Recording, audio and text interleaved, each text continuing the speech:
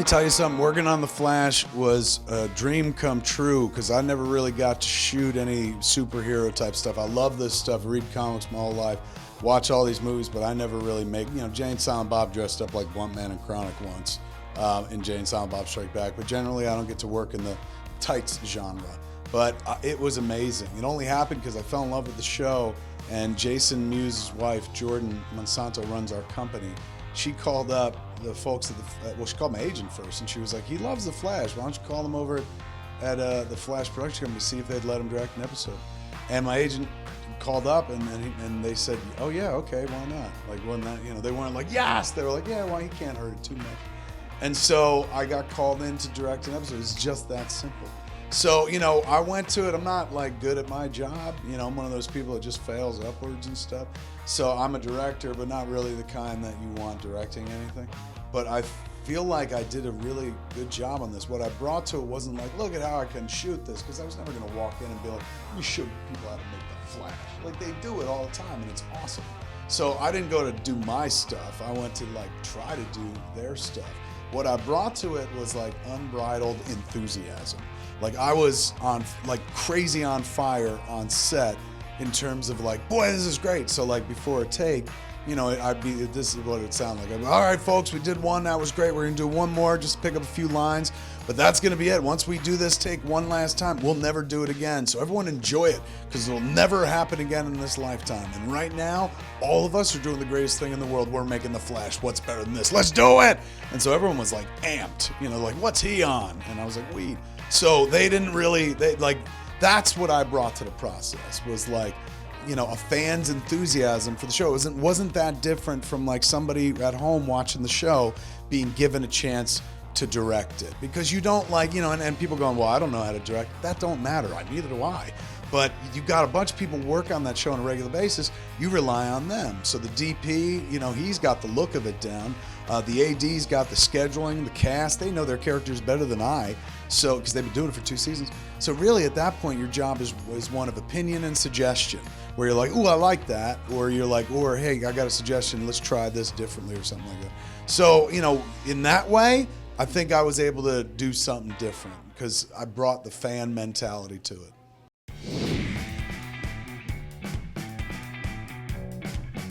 So in my episode, what happens the episode before mine, as we saw from last week's episode, was Barry's trying to get his powers back, and they're trying to replicate the particle explosion that gave him his powers, and it kind of zapped him, spoilers, out of existence. So our episode picks up where that left off, and technically, without spoiling everything, it's kind of like the episode where Barry meets his maker, so to speak. We bring back an old character, one of the old villains that he put away in season 1, so there's ties to that as well. And there's some really insanely moving stuff. It's probably the most emotional episode I've seen of The Flash since their season finale for season 1. Very emotional stuff. Get some tissues, kids. This is a 3-hanky episode.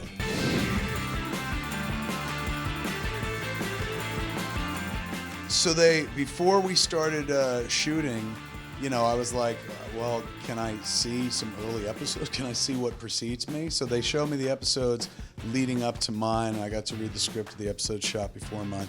So I was suddenly way ahead of the season, where I'm like, oh, I know all this cool spoiler stuff. What was really helpful about it was they showed me the 2 episodes that had gone before me, the 2 directors' cuts of those episodes, without the special effects done. So, I was a little trepidatious going in because I don't work in special effects a lot. So I was like, how am I going to do this? But then when I saw their cuts, I was like, oh, it's simple. Somebody far more talented, like the digital artist, will come in and make everything look special. So basically, you're just shooting raw footage, sometimes on a green screen. And in the cut, it's indicated as such. It's not like, look, it's all done. It looks like you'll be in a room and suddenly you see somebody on a green screen and there'll be a note on the screen that says FX to come and stuff. So once I saw that, I was like, all right, I don't feel too scared anymore. It was actually an enlightening process.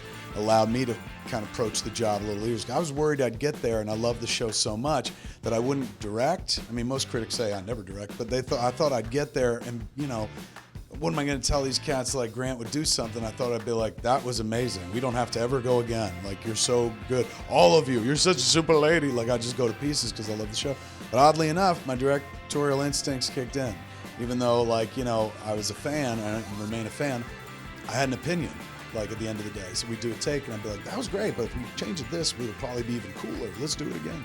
So it was nice to know that, you know, when push came to shove, I could direct.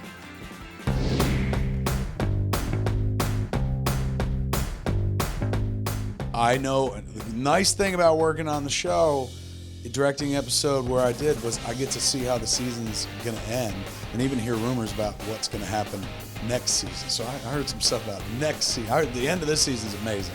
The episode that follows mine, I was so jealous I wanted to direct that one. So I was like, oh, something happens in it that's huge, huge. So I sound like Trump, huge. Something very big happens at the end of that episode. I don't want to sound like that. So then the season finale was pretty cool too.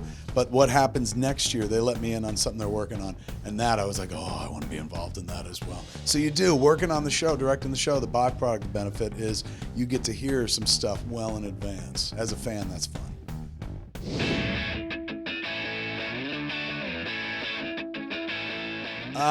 The crazy thing is, like, you know, I know it's a special effects driven show. It's a show about a guy who runs real fast. That's how he solves all his problems in life. So, you know, there's gonna be a moment where you're seeing him run fast. And they have this thing called zuping, where he comes into and leaves a room, and the script's like, you know, Flash zoops in or zoops out. So it's the speed in and the speed out, and everyone's hair gets blown by wind. And so that was one of my favorite parts of the show. And I was like, I can't wait to shoot that. And they're like, boy, you're in for a disappointment. I said, why? They're like, wait till you see it. Then you get there, and how they do it is like they're shooting an empty frame, like there's a doorway that's empty, and I've got some of the characters in the foreground, and the AD's like, all right, so just give us 10 seconds at the top. And it's like, okay. And you go action, and everybody stands there real still, and then the roll on the empty doorway, and then they're like, all right, Grant, come in. And Grant comes in and just steps on the mark, and then they're like, action, and he goes, all right, what'd I miss? And then the scene begins. And that's the special effect. So everything else, they'll digitally put him in rushing into the room. So all he does is, all right, what'd I miss? And I'm like, I was laughing when we shot it, because I was like, dude, that's how I used to play Flash on the playground as a young fat boy. So I can't run real fast, but I can make dramatic stops just like that. Like, what happened, Batman? So it was awesome getting to see how they do the magic. And, you know, some things aren't that magical. Like, you need a little digital help and stuff.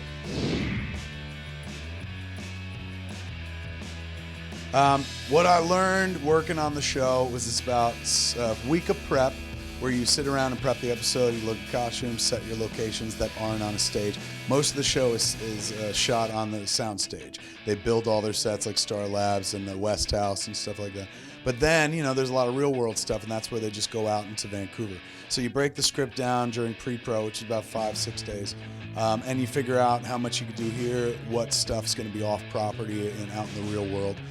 Then you get 8 days to shoot, so it's a full week, and then 3 days of the next week, and then 1 day of green screen stuff, and that's it. So 9 days, 8 days technically, and 1 day of green screen pickups for special effects stuff to create an episode. And that's a pretty fast pace. Like 45, 50 pages in 8 days is pretty quick. So that it helps to have an indie film background, because it's kind of the same, like, you know, you don't go like, let's gild this lily and shoot it 20 times this take and find the best one.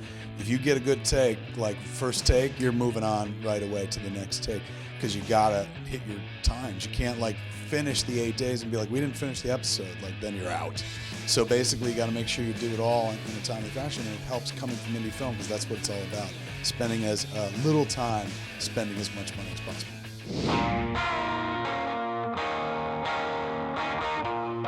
I mean, you know, I've always been more of a DC guy. I love Marvel and was a Marvel kid growing up, but I love Batman. I love the Justice League, Flash now. So I've always been a little bit more, DC has the slight edge with me.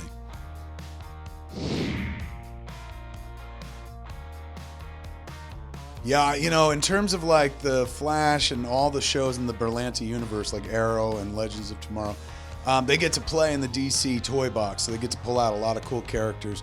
One that they haven't pulled out, which I wish they would do, and they could give that cat his own show, is a character called The Question, which is a faceless individual. Got no eyes, no nose holes, no mouth, just featureless face. Terrifying. Like if you were committing a crime and Batman was there, you'd be like, why is this guy dressed like this? But if you were committing a crime and this faceless Question guy was right behind you, you would just be like, kill me now. Nothing's more terrifying than this. So he's a great character. I wish they'd bring him into the world.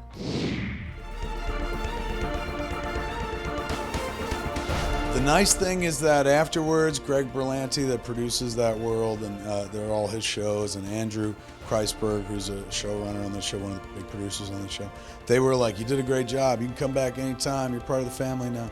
So I know they're lining up an early episode for next season, so I get to go back to Central City one more time at least.